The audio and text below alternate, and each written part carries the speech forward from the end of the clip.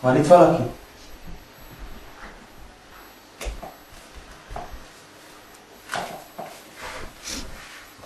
Én.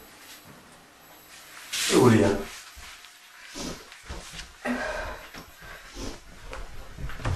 Mit csinálsz te itt?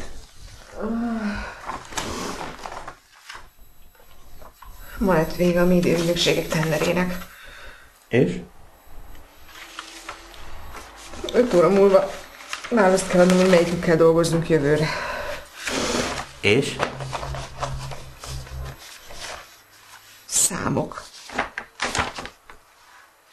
Táblázatok.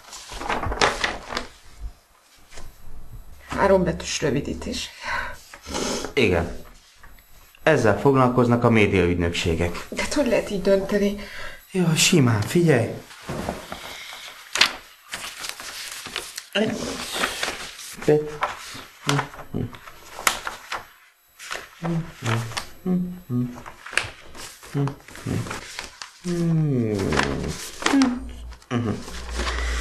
Megvan a nyertes.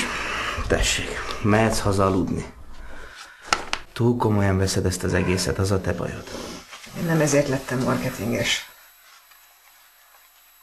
Én nem tudom úgy csinálni, ahogy te. Ezzel az erőben lehetnék TB ügyintéző vagy pénzügyes is. Hol van az izgalom? Hol a kreativitás? Ki ígért neked ilyeneket? Senki. Akkor? Nem tudom, csak azt hittem, hogy... Mit hittél?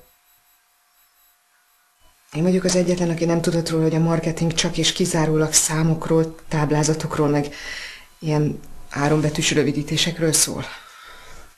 Én sem tudtam. Akkor miért hagyjuk? Nem is tudom, Júlia. Talán az állásunk miatt?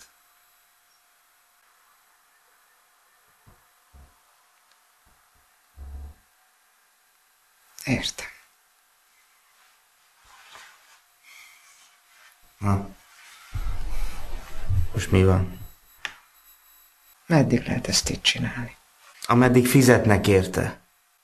És hogyha mondjuk jönne valaki, és megváltozna... Az nem te leszel, és nem is én.